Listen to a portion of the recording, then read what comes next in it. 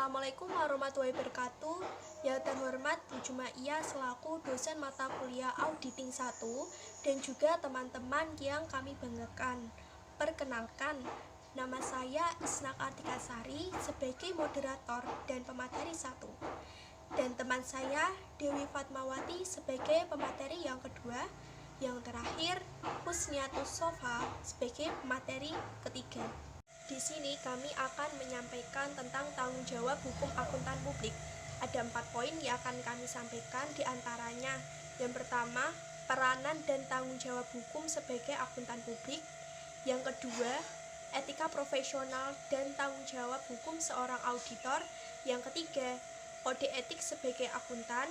Yang keempat, sanksi terhadap pelanggaran kode etik akuntan publik. Peranan dan tanggung jawab hukum sebagai seorang akuntan publik. Peran utama sebagai seorang akuntan publik adalah mengaudit laporan keuangan perusahaan yang akan digunakan dalam kaitannya dengan kredit dari lembaga keuangan. Bank dalam kegiatan pemberian kredit di atas jumlah tertentu mensyaratkan laporan keuangan yang diaudit sebagai bagian dari syarat permohonan kredit.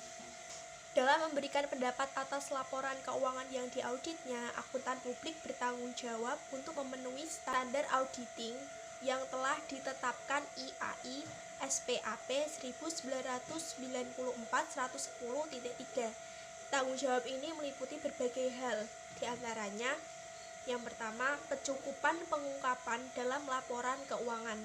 Yang kedua, berkomunikasi dengan auditor terdahulu. Yang ketiga, mengevaluasi kelangsungan hidup usaha klien. Selanjutnya, materi akan disampaikan oleh teman saya, Dewi Fatmawati, sebagai pemateri kedua. 3. Unsur pelanggaran hukum oleh klien. 4. Mendeteksi dan melaporkan kekeliruan dan ketidakberesan. 5. Pelaporan auditor atas informasi segmen. Perubahan peran dan tanggung jawab akuntan publik yang timbul dari berbagai perkembangan yang terjadi telah diantisipasi oleh IAI dengan menerbitkan SPAP untuk menggantikan norma pemeriksaan akuntan atau NPA.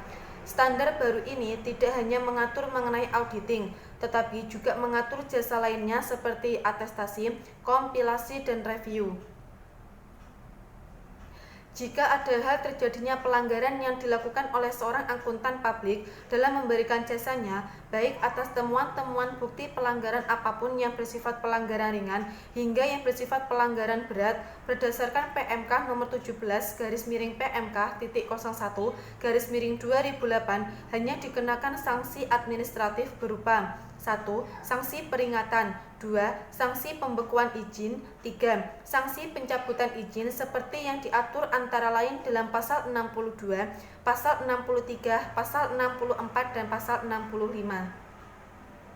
Contoh kasus: fakta tentang sebuah KAP yang membantu sebuah perusahaan atau debitur sebuah bank BUMN yang sebenarnya telah mengalami kerugian yang sangat dalam dan sudah sangat sulit untuk melanjutkan operasinya, untuk mendapatkan tambahan kredit dari bank tersebut dengan cara merekayasa laporan keuangannya, sehingga pada hasil akhirnya ditampilkan dalam keadaan masih memperoleh laba, di mana pada akhirnya semua langkah rekayasa laporan keuangan tersebut terbuka ketika debitur tersebut dinyatakan pailit.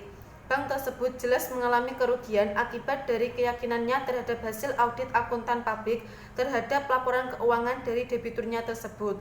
Jika bank tersebut mengetahui status yang sebenarnya dari debiturnya tersebut, maka bank itu tidak akan memberikan pinjaman tambahan terhadap debiturnya tersebut.